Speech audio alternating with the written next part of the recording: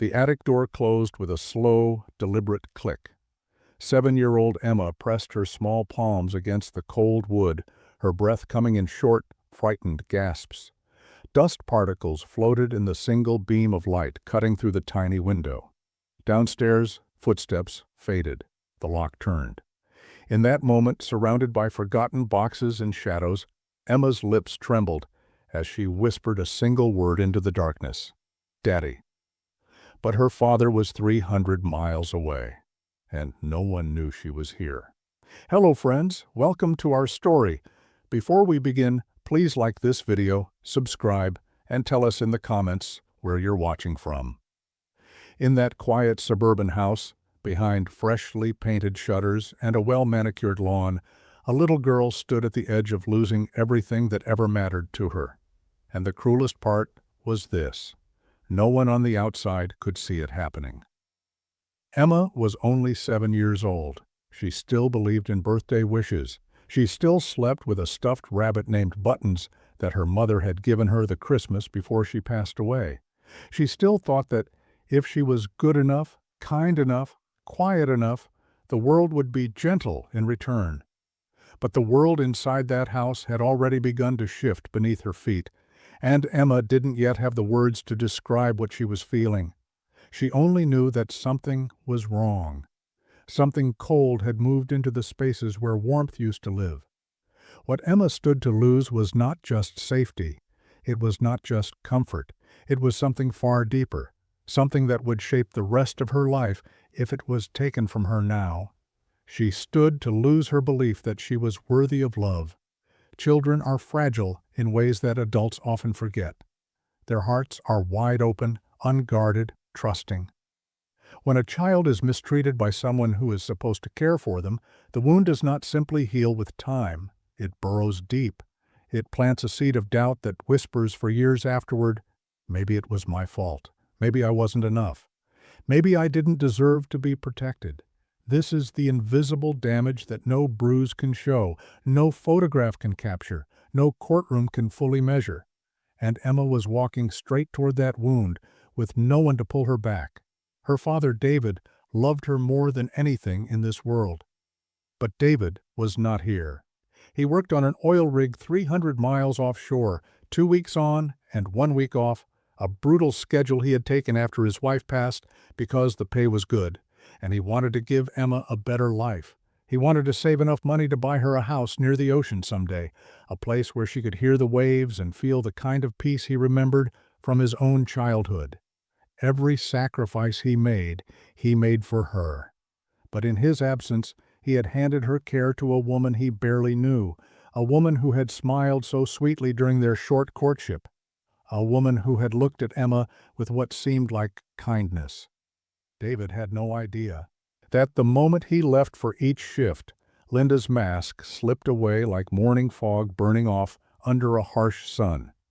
If no one discovered what was happening, Emma's life would become a slow unraveling. The phone calls she used to share with her father would continue to shrink, edited and supervised by Linda, until they were nothing more than hollow exchanges of "I'm fine, Daddy, and I love you too." The drawings Emma made for him would pile up unseen in the bottom of her closet, never mailed, never mentioned. Her laughter, once bright and easy, would fade into silence. Her questions would stop. Her eyes, once curious and full of wonder, would learn to look down, to avoid, to disappear. This is what abusers steal from children, not just safety, not just peace. They steal the light. And the danger did not end there. Linda had plans that reached further than daily cruelty. She had whispered those plans into her phone when she thought no one was listening. Boarding school, legal arrangements. A child quietly shuffled out of sight so that Linda could have David's attention, David's money, David's future, all to herself. Emma was not a daughter to Linda. She was an inconvenience, a leftover piece of a life Linda had not signed up for. If those plans succeeded, Emma would be sent away. She would grow up believing her father had abandoned her. She would never know that David cried himself to sleep on that oil rig, staring at her photo, counting the days until he could hold her again. The bond between father and daughter, the most sacred thread Emma had left in this world, would be quietly severed by lies and distance and the slow poison of manipulation. This was the stakes. This was what hung in the balance. A little girl's safety, a father's trust, a family's future, and underneath it all, the most fragile thing of all, a child's belief that she was loved, that she mattered, that someone in this world would fight for her. Emma did not know yet how much danger she was in. She only knew that the house felt colder now, that the silence was heavier, that the woman who was supposed to take care of her looked at her sometimes with eyes that held no warmth at all, and somewhere deep inside her small and hopeful heart, a tiny voice had begun to whisper a question she was too afraid to ask out loud. What happens to little girls that no one is watching over? Before the shadows crept into Emma's life, there was light. So much light that when she closed her eyes years later, she could still feel its warmth on her face, golden and soft, like a hand gently cupping her cheek. The house where Emma grew up was a small two-story home on Maple Lane, with a red front door and a porch swing that creaked in the summer breeze. It wasn't fancy. The paint peeled a little near the gutters, and the screen door never closed quite right. But to Emma, it was the most beautiful place in the entire world. Because inside that house lived the two people she loved most, her mother, Grace, and her father, David. Mornings in that house had a rhythm, a music all their own. Emma would wake to the smell of coffee drifting up the stairs, rich and warm, mixing with the faint scent of lavender from the sachets her mother tucked into every drawer. She would lie still for a moment listening. The soft clatter of dishes, the low murmur of her parents' voices, her father's laugh, deep and rumbling like distant thunder. These sounds wrapped around her like a blanket, telling her without words that she was safe, that she was home, that the world outside could wait a little longer. Her mother, Grace, had a way of making ordinary moments feel like magic. She would stand at the kitchen window while the morning light poured in, humming old songs from her own childhood, songs with melodies that wandered and swayed like wildflowers in a meadow. Her hands moved with quiet grace, flipping pancakes shaped like hearts or stars, or on special days, the letter E just for Emma. She never rushed. She never raised her voice. She made every breakfast feel like a small celebration, a gentle reminder that even the simplest things could be filled with love. Emma would come padding down the stairs in her bare feet, her hair still tangled from sleep, and her mother would turn and smile. That smile. Emma would carry it with her for the rest of her life. It was the kind of smile that made you feel seen, truly seen, like you were the most important person in the entire universe. "There's my sunshine," her mother would say, opening her arms, and Emma would run into them, burying her face in the soft fabric of her mother's apron, breathing in the familiar scent of flour and vanilla and home. Her father, David, worked long hours even then, but he always made time for the small rituals that mattered. Before he left for work each morning, he would scoop Emma onto his broad shoulders, and she would shriek with laughter, gripping his forehead as he marched around the kitchen, pretending to be a giant. Her mother would shake her head, smiling, pretending to scold them for making too much noise, but her eyes sparkled with joy. Those eyes always sparkled. Saturdays were sacred. They belonged to the three of them, uninterrupted and whole. In the summer, they would walk to the park at the end of the street, where Emma would chase butterflies, and David would push her on the swings until she felt like she was flying. In the fall, they raked leaves into enormous piles and jumped into them, emerging covered in orange and gold. In the winter, Grace made hot chocolate with extra marshmallows, and they would sit together by the window watching the snow fall in silence, a perfect kind of silence that needed no words. And then there were the bedtime stories. Every single night, without fail, one of her parents would sit on the edge of Emma's bed and read to her. Her father did the funny voices. Her mother did the soft, magical ones. Emma would fight sleep as long as she could, begging for one more chapter, one more page, just one more minute in that cocoon of warmth and story and love. And most nights they gave in. Because how could they refuse? How could anyone refuse a child who looked at them like they hung the stars? This was Emma's world, small and safe and glowing with the kind of love that asked for nothing in return. She did not know yet how rare it was. She did not know that some children never felt this warmth, that some homes held only silence and sharp words and closed doors. She thought everyone lived like this. She thought love was as constant as the sunrise. She had no way of knowing how quickly it could all be taken away, no way of knowing that one quiet afternoon her mother would close her eyes and never open them again, and the light would begin to fade. After Grace passed away, the house on Maple Lane became a different place. The walls were the same. The furniture stood where it always had.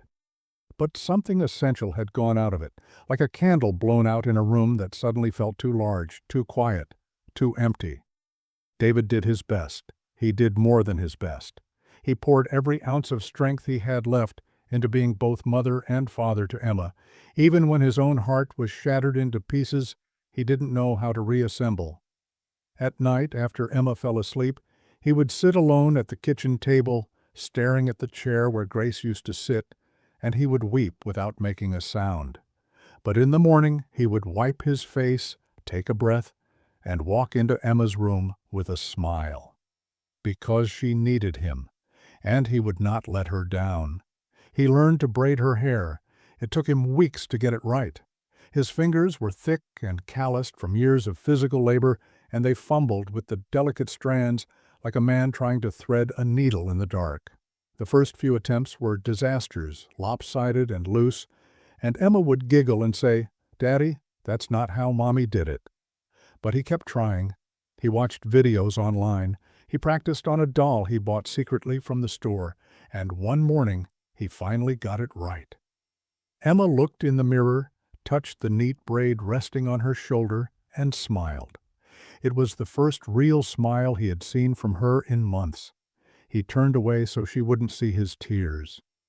David kept a photograph in his wallet, a small snapshot taken at Emma's 5th birthday party. In it, Grace was holding Emma on her lap, both of them laughing at something off camera. David stood behind them, his hand resting on Grace's shoulder, his face full of a joy so pure it almost hurt to look at now. The edges of that photo grew soft and worn over time because David touched it so often. He would pull it out during his lunch breaks, on long nights offshore, in quiet moments when the grief threatened to swallow him whole. That photograph was his anchor. It reminded him of what he was fighting for. Emma became his entire world, and he made sure she knew it.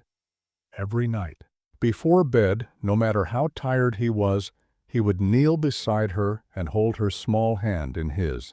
He would look into her eyes, those eyes that looked so much like Grace's, and he would say the same words, like a prayer, like a promise. "You're the bravest girl I know, Emmy, and I'll always come back for you." Emma believed him. She believed him with every fiber of her being. In a world that had already taken her mother, her father's words were the only solid ground she had left. She clung to them the way a sailor clings to a rope in a storm. No matter what happened, no matter how dark the night, Daddy would come back. He always came back. She began saving things for him, little treasures she gathered during the days he was away. A pretty rock from the schoolyard, a feather she found on the sidewalk, drawings she made with crayons worn down to nubs. She kept them all in a shoebox under her bed, and when David came home from his shifts, she would present them to him one by one, explaining each item with the seriousness of a museum curator. David treated every rock, every feather, every crayon drawing like it was made of gold, because to him it was. The drawings were Emma's favorite gifts to give. She drew rainbows arching over green hills. She drew houses with smoke curling from chimneys.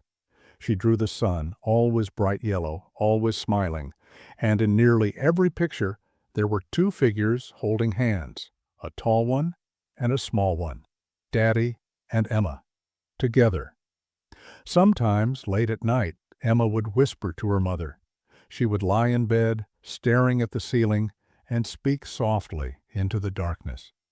She told her mother about school, about her friends, about the bird she saw outside her window, and she always ended the same way. "Daddy's taking good care of me, Mommy, don't worry." She believed they would be okay. She believed that as long as she had her father, as long as he kept his promise to always come back, the worst was behind them. She had no way of knowing that the worst had not yet arrived, that it was already walking toward their front door, dressed in a kind smile and a soft voice, carrying a darkness Emma could not yet see. Linda came into their lives like a summer breeze, soft and seemingly harmless. David met her at a grocery store of all places. She was standing in the produce aisle, struggling to reach a bag of apples on the top shelf. He helped her without thinking, the way he always helped anyone who needed it. She smiled at him, thanked him, and something in her eyes made him pause. It had been 2 years since Grace passed. 2 years of loneliness so heavy, it pressed against his chest every night. He wasn't looking for love, he wasn't looking for anything. But Linda looked at him like he mattered, and he had forgotten what that felt like. Their courtship was brief. Too brief, perhaps, though David didn't see it that way at the time. Linda was charming, attentive, full of laughter that seemed to fill the empty corners of his life. She asked about Emma constantly. She wanted to meet her. She brought gifts, a stuffed bear with a pink ribbon, a coloring book with princesses on the cover, a bracelet with tiny silver hearts. Emma accepted them politely, quietly. She wasn't sure what to make of this new woman who looked at her father with such affection. But she wanted her daddy to be happy. She wanted the sadness to leave his eyes. So she smiled and said, "Thank you," and tried her best to like Linda. The wedding was small, just a courthouse ceremony with a few witnesses. Emma wore a yellow dress and held a little bouquet of daisies. She watched her father slip a ring onto Linda's finger, watched them kiss, watched them turn toward her with bright, hopeful smiles. Linda knelt down and took Emma's hands in hers. "I'm so happy to be part of this family," Linda said softly. "I'm going to take such good care of you, sweetheart. I promise." Emma nodded.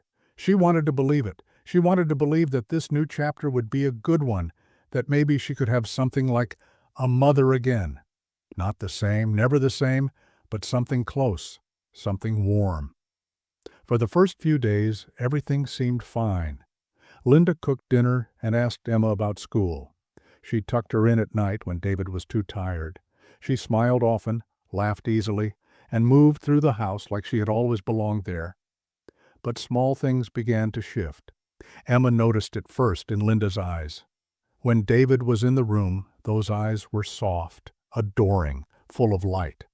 But when he stepped away, when it was just Emma and Linda alone, something changed. The warmth faded. The softness hardened into something flat and unreadable. It was subtle, barely perceptible, like a shadow passing across the sun. Emma told herself she was imagining it. She told herself that Linda was just tired, that adjusting to a new family was hard for everyone. Then the gifts began to disappear. The stuffed bear Emma had placed on her bed was moved to the closet. "It's cluttering up your room," Linda explained with a thin smile.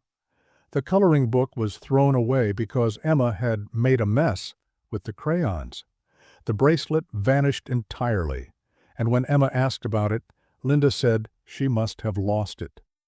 "You need to be more careful with your things, sweetheart."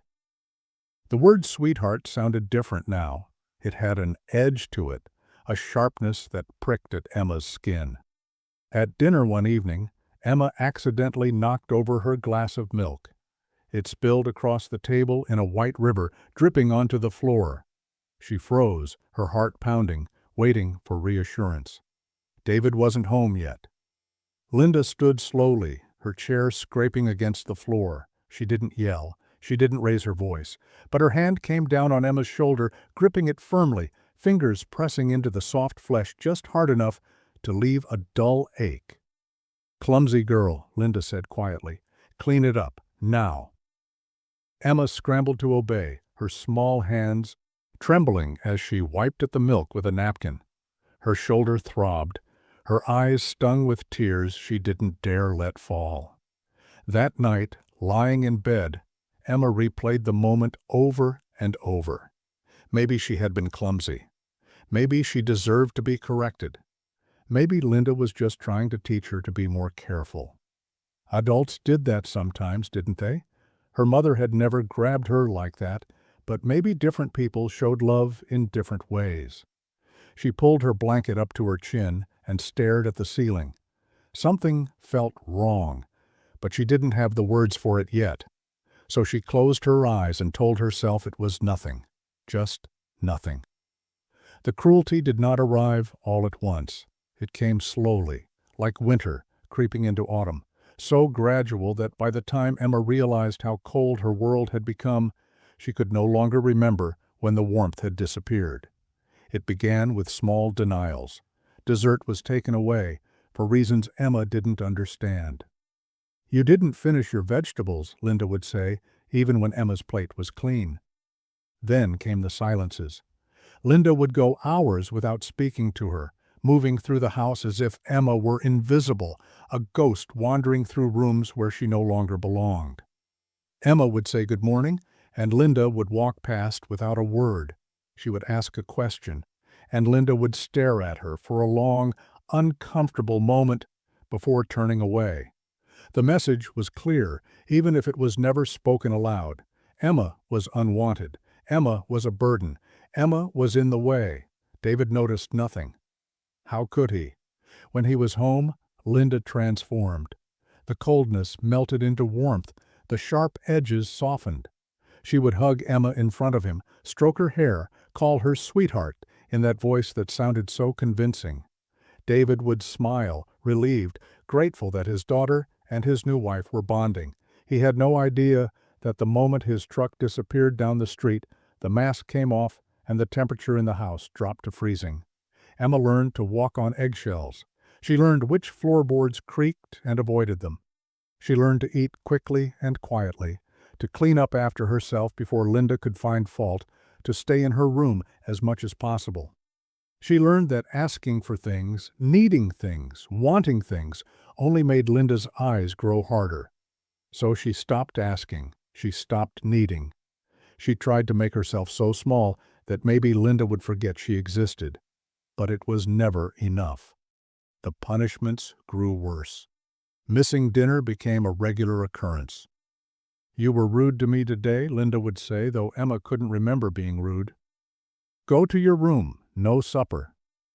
Emma's stomach would growl through the night, and she would press her pillow against her belly to muffle the sound, afraid that even her hunger would somehow make Linda angrier. Then came the isolation. The phone calls to her father, once the highlight of Emma's day, began to change. Linda insisted on being in the room during every call. She would sit nearby, watching, listening, her presence a silent warning. Emma learned to keep her voice cheerful, her answers short. "I'm fine, Daddy. Everything's good. I love you too." She wanted to tell him the truth. She wanted to scream into the phone that she was scared, that Linda was mean, that she needed him to come home. But Linda's eyes were always on her, and the words died in her throat. Eventually, the calls stopped altogether. "Your father is very busy," Linda explained with a sigh that pretended to be sympathetic. "He doesn't have time to talk every day. You need to stop being so needy, Emma. It's not attractive." Not attractive. Emma didn't fully understand what that meant, but she understood the feeling behind it. She was too much. She asked for too much. She needed too much. If she could just be less, maybe things would get better. Her toys began to vanish one by one. Her books were packed into boxes and stored in the garage. "You're too old for these things," Linda said. "It's time to grow up." Emma didn't argue. She had learned that arguing only made things worse. But at night, she would lie in her empty room and ache for the stuffed rabbit her mother had given her, the one she called Buttons, the one that still smelled faintly of lavender if she pressed her nose into its worn fur. Linda had taken that too. "Filthy old thing," she had muttered, dropping it into a trash bag while Emma watched with tears streaming down her face. The tears were a mistake. Linda hated tears. "Stop that crying," she would snap. "You have nothing to cry about. You're fed. You're clothed. You have a roof over your head. Some children have nothing. You should be grateful." Grateful. The word became a weapon, wielded again and again until Emma began to believe it. Maybe she was ungrateful. Maybe she was bad. Maybe everything wrong in this house was her fault. She stopped crying in front of Linda. She saved her tears for the darkness, for the quiet hours when she was alone, for the moments when she could bury her face in her pillow and let the sobs come without fear of punishment. But even then, she kept them silent. Even her grief learned to hide. It happened on a Thursday afternoon, the kind of ordinary day that gives no warning of the extraordinary moments it holds. The sky was gray, heavy with the promise of rain. Emma had come home from school to find the house quiet, the way it always was when Linda was in one of her moods. She slipped off her shoes by the door, careful not to make a sound, and padded toward the kitchen to get a glass of water. That's when she heard the voice. Linda was in the backyard, pacing slowly near the fence, her phone pressed to her ear. The sliding glass door was cracked open just enough for her words to drift inside, carried on the cool autumn breeze. Emma froze in the hallway, her heart beating in her ears. She knew she shouldn't listen. She knew that eavesdropping was wrong, that if Linda caught her, there would be consequences. But something in Linda's tone, a lightness Emma had never heard before, made her stay. "No, it's going perfectly," Linda was saying, her voice bright with amusement. "He doesn't suspect a thing. You know, David, he's so trusting, so desperate to believe everything is fine. It's almost too easy." Emma's breath caught in her throat. She pressed herself against the wall, making her body as flat as possible, and listened. "The kid?" Linda laughed, a sound that sent ice through Emma's veins. "The kid's not my problem. She's quiet now. I've trained her well. A few more months and David will sign the papers. I've already looked into boarding schools. There's one upstate that takes children year-round. Once she's out of the picture, it's just me and him. And his money, of course." Another laugh. Casual. Careless. Like she was discussing the weather or a recipe she planned to try. "He doesn't need to know how things really are here. He's gone half the time anyway. By the time he figures anything out, it'll be too late. The house will be in my name. The accounts will be in my name. And little Emma will be someone else's problem." Emma's legs felt weak. She reached out and steadied herself against the wall, her small hand trembling. The words echoed in her mind, each one a hammer blow to everything she had tried to believe. Linda didn't love her father. Linda didn't love her. None of it was real. The smiles, the hugs, the soft voice when Daddy was watching. It was all pretend, a mask, a lie. And Emma was the obstacle standing in the way of whatever Linda truly wanted. She backed away from the door, her movements slow and silent, her heart pounding so hard she was sure Linda would hear it from the yard. She reached the stairs and climbed them on shaking legs, retreating to her room like a wounded animal seeking shelter. She closed the door behind her and stood in the center of the room, her chest heaving, her mind racing. Everything made sense now. The cruelty, the isolation. The way Linda looked at her when David wasn't around, like she was something to be discarded, thrown away, forgotten. Emma wasn't imagining it. She wasn't being dramatic or ungrateful. She was in danger, real danger, and her father had no idea. She wanted to run to the phone and call him. She wanted to scream the truth until someone, anyone, listened. But she knew what would happen. Linda controlled the phone. Linda controlled everything. If Emma tried to tell, Linda would deny it. She would cry. She would hug David, and tell him that Emma was confused, that she was acting out, that she needed discipline. And David, desperate to keep his new family together, might believe her. He might believe Linda over his own daughter. The thought made Emma's stomach twist with nausea. She sank onto her bed and pulled her knees to her chest, wrapping her arms around them like she was trying to hold herself together. Her mother's face floated through her mind, soft and loving, and for a moment the grief was so sharp it stole her breath. Mommy would have known what to do. Mommy would have protected her. But Mommy was gone, and Emma was alone in a house with a woman who wanted her to disappear. She stayed like that for a long time, curled into herself, thinking. The rain began to fall outside, tapping against the window in a steady rhythm. The gray light faded into evening, and somewhere deep inside Emma's chest, beneath the fear and the sadness, something new began to take shape. Not hope, not yet, but awareness. She knew the truth now, and truth, even a terrible truth, was a kind of power. She just had to figure out how to use it. The attic was cold, not the kind of cold that comes from an open window or a draft beneath a door, but a deeper cold, the kind that settles into your bones and makes you feel like you will never be warm again. Emma sat on the dusty wooden floor, her back against a stack of old boxes, her knees pulled tight to her chest. The single beam of moonlight that crept through the tiny window was the only light she had, and it painted everything in shades of silver and shadow. She didn't know how long she had been up here. An hour, maybe 2. Time moved differently in the darkness, stretching and folding in ways that made minutes feel like hours and hours feel like days. Linda had locked her in after dinner, after Emma had accidentally spilled a glass of water on the kitchen floor. It wasn't defiance, it wasn't carelessness. Her hands had simply been trembling too much to hold the glass steady, but Linda had seen it as an opportunity, a reason, an excuse. "You need to learn," Linda had said, her voice flat and cold as she gripped Emma's arm and pulled her up the narrow stairs. "You need to understand that there are consequences for being clumsy, for being a burden, for existing in spaces where you're not wanted." The attic door had closed with a sound that Emma would never forget. A slow, deliberate click, followed by the scrape of the lock sliding into place. Then footsteps, fading down the stairs.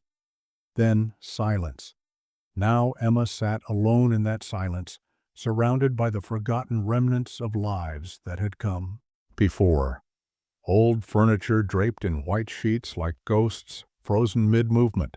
Boxes filled with photographs and letters and memories that no one had looked at in years.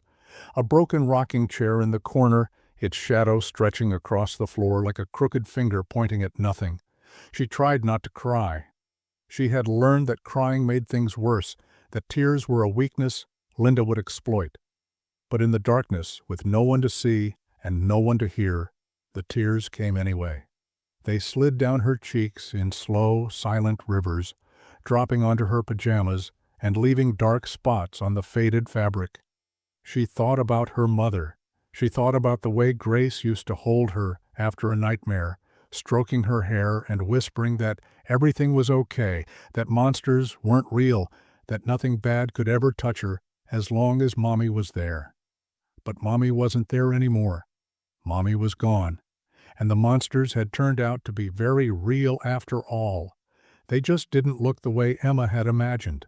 They looked like stepmothers with soft voices and sharp eyes. They looked like locked doors and empty promises and silence that stretched on forever. She thought about her father. She could see his face so clearly, the crinkles around his eyes when he smiled, the way his voice dropped low and gentle when he said goodnight. She could hear him saying the words he always said, the words she had clung to like a lifeline. "You're the bravest girl I know, Emmy, and I'll always come back for you." But he wasn't here now. He was hundreds of miles away on a platform in the middle of the ocean, surrounded by machines and metal and men who didn't know that his daughter was locked in an attic, shivering in the dark, wondering if anyone would ever find her. Emma pressed her face into her knees and let the sobs come. They shook her small body like waves crashing against a shore, silent and violent and unstoppable. She cried for her mother, who would never hold her again. She cried for her father, who didn't know the truth. She cried for herself, for the little girl who had tried so hard to be good, to be quiet, to be invisible, and had still ended up here, alone in the cold, forgotten by the world. "Mommy," she whispered into the darkness, "are you there? Can you hear me?" Only silence answered. She stayed like that for a long time, curled into herself, emptied of everything but grief. The moonlight shifted slowly across the floor. The house below was silent. And Emma felt something inside her begin to crack, a fracture running through the center of her heart, splitting it into before and after. This was the lowest moment, the bottom of the well, the place where hope goes to die. But sometimes, in the deepest darkness, something unexpected happens. Sometimes, when everything else is gone, a tiny spark refuses to go out, and somewhere in the wreckage of Emma's breaking heart, that spark was still there, waiting. Emma didn't know how much time had passed when the tears finally stopped. Her eyes were swollen and raw, her throat ached from the silent sobs, and her body felt hollow, like someone had reached inside and scooped out everything that made her who she was. She sat in the darkness of the attic, surrounded by dust and shadows, and for a long moment she felt nothing at all. Just emptiness, just the cold. But then, slowly, something began to stir. It started as a memory. Her father's voice, low and warm, drifting through the fog of her exhaustion. "You're the bravest girl I know, Emmy." She could see his face, the way his eyes crinkled when he smiled, the way his big hands felt when they wrapped around hers. He believed in her. He had always believed in her, even when she didn't believe in herself. She wiped her face with the sleeve of her worn pajamas, the fabric rough against her tender skin. Her breath came slower now, steadier. The shaking in her hands began to quiet.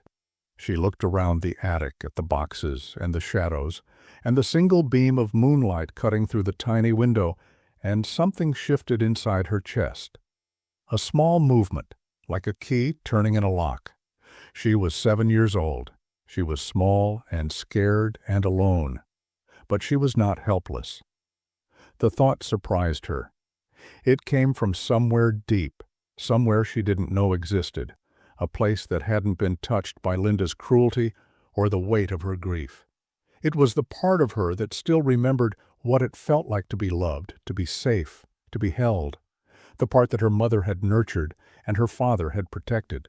The part that refused, even now, to disappear completely. Emma uncurled her body slowly, stretching her legs out in front of her.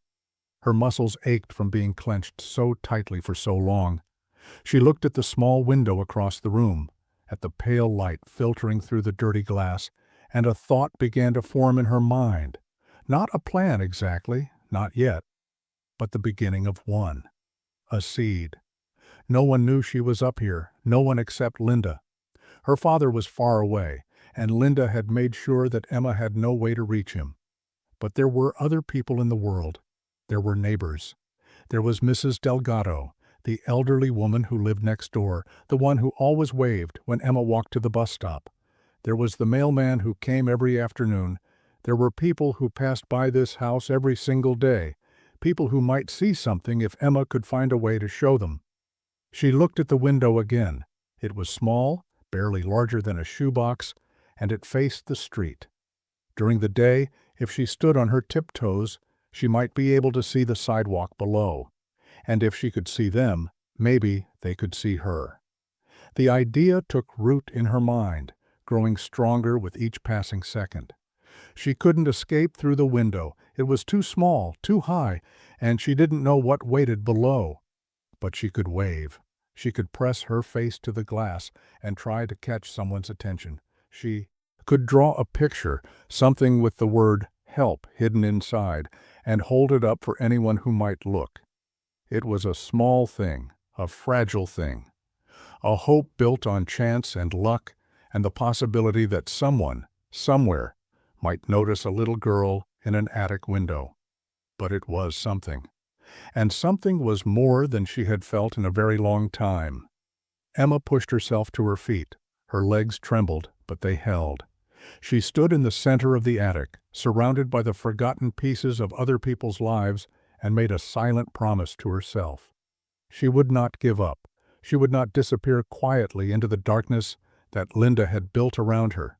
She would fight in whatever small way she could for the chance to be seen. Her father had told her she was brave. Maybe it was time to prove him right. She walked to the window and looked out at the night sky. The stars were hidden behind clouds, but somewhere up there, she knew, light still existed. She pressed her small palm against the cold glass and whispered into the silence, "I'm still here." It wasn't loud. It wasn't a scream or a cry for help. It was just a statement, a truth, a declaration that despite everything, Emma had not been erased. And tomorrow, when the sun came up, she would begin. Morning came slowly, the gray light of dawn creeping through the tiny attic window like a hesitant visitor unsure of its welcome. Emma had barely slept. She had drifted in and out of shallow, restless dreams, her body curled on the hard wooden floor, her arms wrapped around herself for warmth. But when the first pale rays of sunlight touched her face, she was awake instantly, her heart already beating with a strange mixture of fear and determination. She rose stiffly, her muscles aching from the cold and the uncomfortable position. She walked to the window and looked out, pressing her forehead against the glass. The street below was quiet, still caught in the hush of early morning. A few cars sat parked along the curb. The lawns were wet with dew. And there, at the end of her driveway, Mrs. Delgado was already outside, dragging her garden hose toward the flower beds that lined her front yard. Emma's breath caught in her throat. Mrs. Delgado was old, with silver hair pinned back in a loose bun and a face lined with the kind of wrinkles that come from years of smiling. She moved slowly, carefully, the way people do when their bodies have begun to remind them of their age. Emma had seen her 100 times before, waving from the sidewalk, calling out cheerful greetings that Emma had always been too shy to return with more than a small nod. She had never really thought about Mrs. Delgado as someone who could help her. She had never thought about anyone that way. But now, watching the old woman bend over her flowers in the soft morning light, Emma felt a fragile hope flutter in her chest. She raised her hand and pressed it flat against the window. Then, slowly, she began to wave, back and forth, back and forth. A small, desperate movement, like a flag signaling from a sinking ship.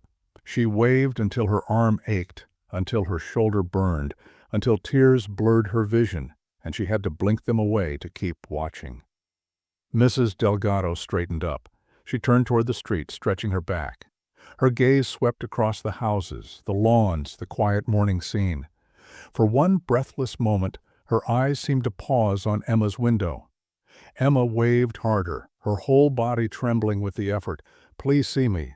Please, please." But Mrs. Delgado turned away. She bent back to her flowers, and Emma's hand fell slowly to her side. The disappointment was crushing. It pressed against her chest like a stone, heavy and suffocating. She wanted to scream, to pound on the glass, to shatter it with her bare hands if that's what it took.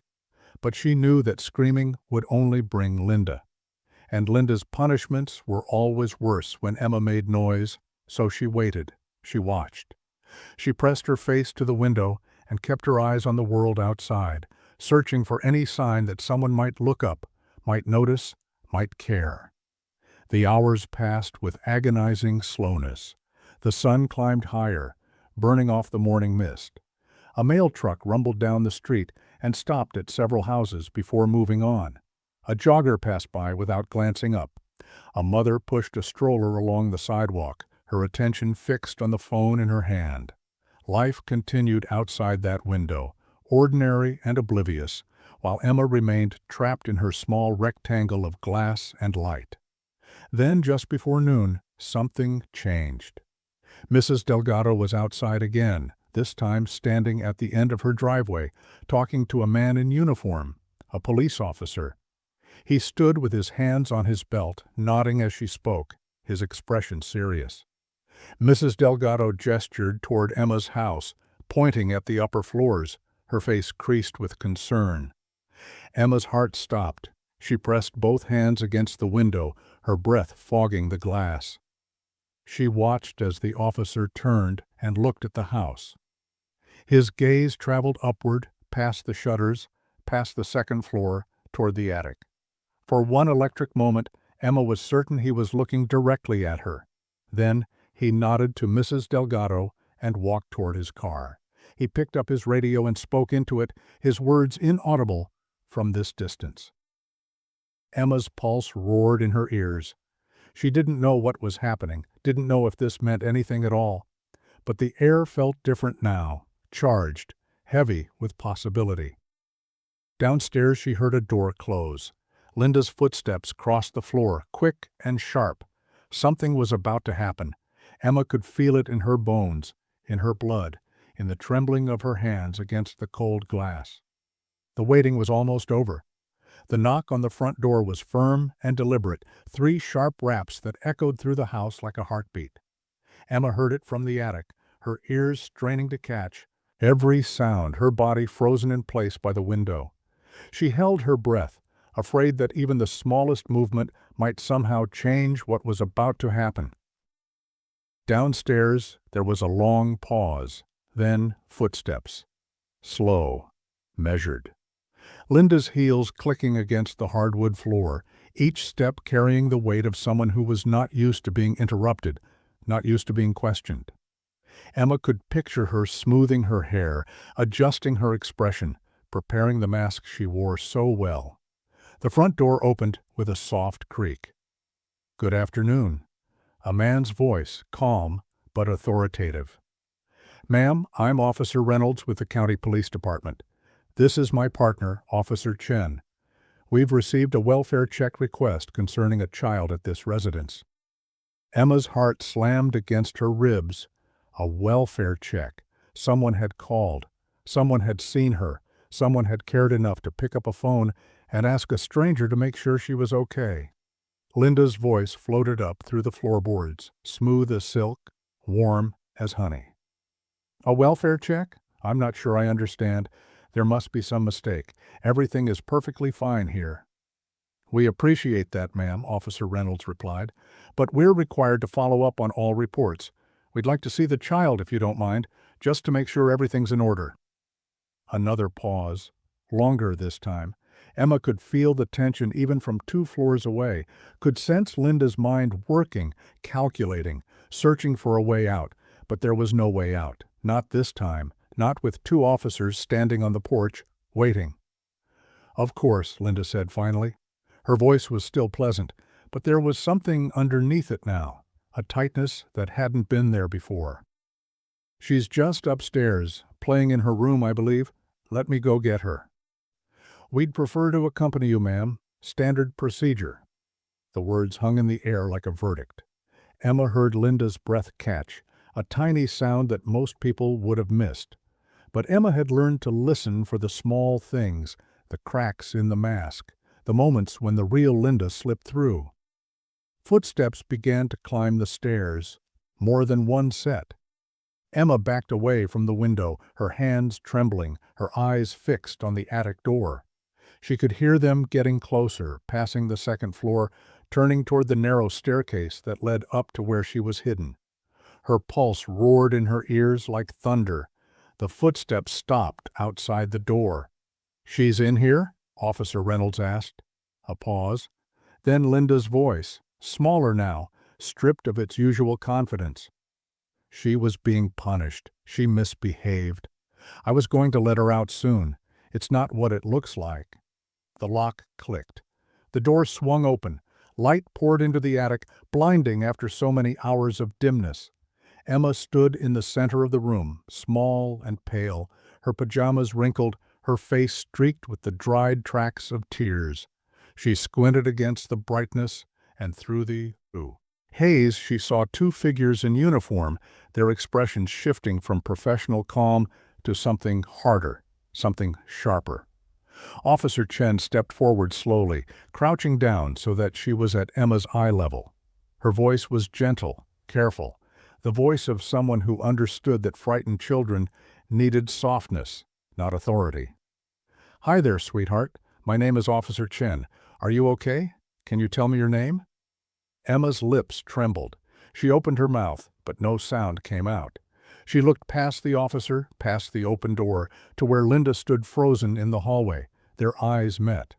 Linda's face was pale, her mask finally crumbling, fear and fury warring beneath the surface. Emma looked back at Officer Chen. She took a shaky breath. "My name is Emma," she whispered. "She locked me in here. She's been hurting me. My daddy doesn't know."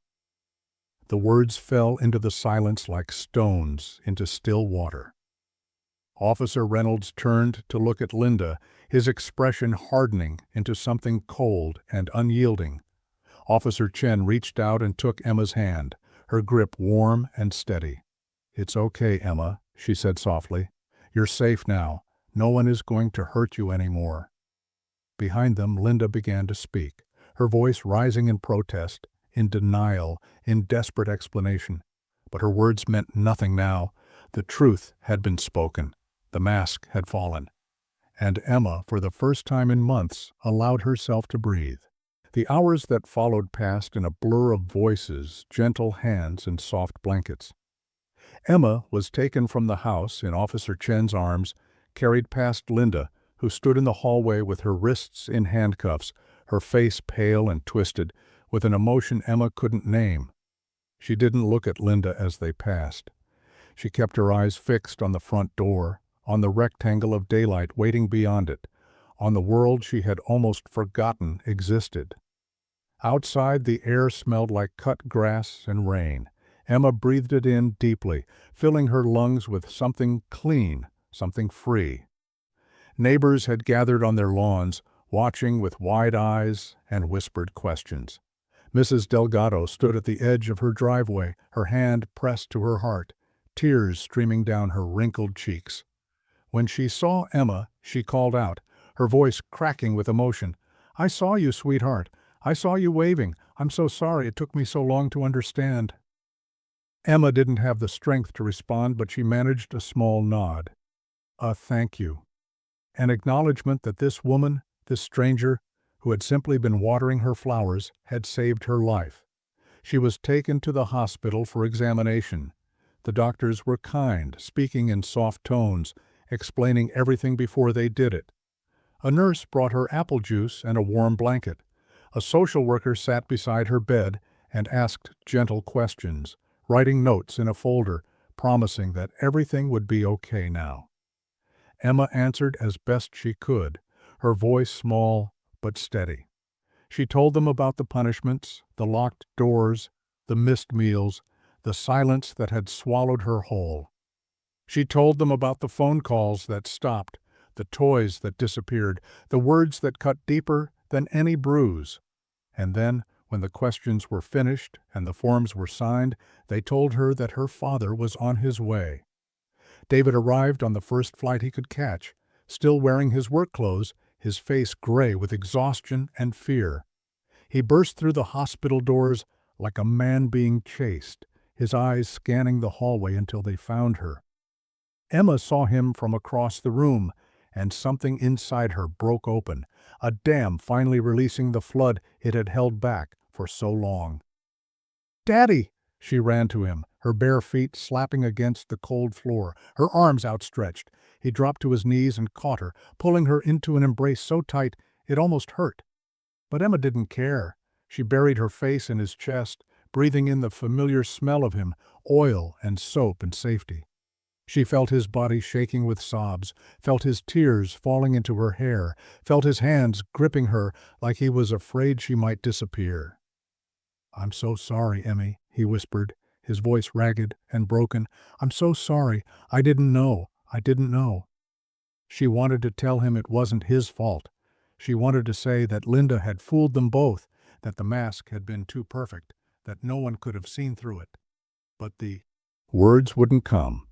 So she just held on, letting his arms be the walls of a fortress that nothing could breach, letting his heartbeat remind her that she was not alone anymore. In the weeks that followed, their lives began to rebuild. Linda was arrested and charged with child endangerment and abuse. The house on Maple Lane was sold, its memories too painful to keep. David found a new job, one that kept him close to home, one that allowed him to be there every morning when Emma woke up and every night when she went to sleep. They moved to a small apartment near the ocean, a place where the sound of waves drifted through the windows and the sunlight painted everything in shades of gold. Emma started seeing a counselor, a kind woman named Dr. Reyes, who let her draw pictures and talk about her feelings at her own pace. Slowly, carefully, the shadows began to lift. The nightmares came less often. The flinching at loud noises faded. She began to smile again, hesitantly at first, then more freely. She began to laugh. On her 8th birthday, David made her pancakes shaped like hearts, just the way her mother used to. Emma sat at the kitchen table, sunlight streaming through the window, and looked up at her father with eyes that had seen too much, but still held hope. "I knew you'd come back for me, Daddy," she said softly. David's eyes glistened. He knelt beside her and kissed her forehead. "Always, Emmy, always." Years later, Emma would look back on that time and marvel at how close she had come to disappearing. Not physically, though that danger had been real enough, but disappearing in the way that truly mattered, the slow erasure of a child's spirit, the quiet death of hope, and trust, and the belief that she was worthy of love. Linda had nearly succeeded in making Emma invisible, in convincing her that she was a burden, a problem, a mistake that needed to be corrected, and if not for a single moment, a single glance through a tiny attic window, that invisibility might have become permanent. But someone had seen her. Mrs. Delgado, an elderly woman with silver hair and arthritic hands, had looked up from her garden one ordinary morning and noticed something that didn't feel right. A small face in a window, a tiny hand waving. A child who shouldn't have been there, in a place where children don't belong. Most people would have dismissed it. Most people would have told themselves it was nothing, that it wasn't their business, that someone else would handle it. But Mrs. Delgado didn't look away. She didn't convince herself that everything was fine. She picked up her phone and made a call that changed everything. That single act of paying attention saved Emma's life. This is the truth that Emma carried with her as she grew older, the lesson that shaped who she became. We live in a world that often tells us to mind our own business, to stay in our lane, to avoid getting involved in other people's problems. We walk past strangers on the street without meeting their eyes. We hear sounds through walls and tell ourselves it's not our concern. We see children who seem sad, who seem withdrawn, who seem afraid, and we assume that someone else is taking care of it. Someone who knows better, someone whose job it is, someone other than us. But sometimes there is no one else. Sometimes we are the only ones who see. And in those moments, what we choose to do or choose not to do can mean the difference between a child being rescued and a child being lost forever. Emma never forgot what it felt like to be that child, alone in the darkness, praying that someone would notice. And she made a promise to herself that she would never look away when she saw someone in need. She would be the person who paid attention. She would be the neighbor who made the call. She would be the stranger who asked, "Are you okay?" Even when it was uncomfortable, even when it was awkward, even when she wasn't sure if it was her place. Because it is always our place. It is always our responsibility.